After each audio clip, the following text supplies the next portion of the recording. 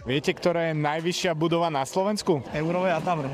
Dobre, a viete, ktorý developer ju postavil? Vôbec neviem. A myslím, že to je táto tu pri Eurovej, ale neviem, ako sa volá presne.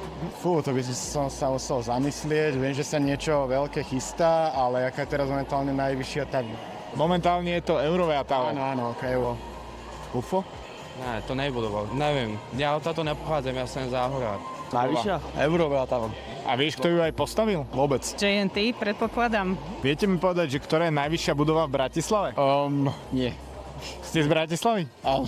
Tak je to táto Eurovea Tower. No, či vlastne jej dáva to zmysel aj, lebo tak...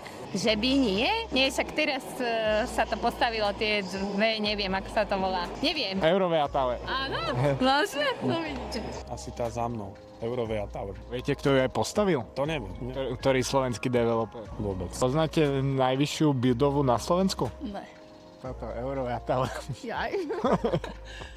Táto. Jak sa volá? Netuším, ako sa volá, ale viem, že je to táto. A viete, kto ju aj postavil? Meno nie, ani firmu.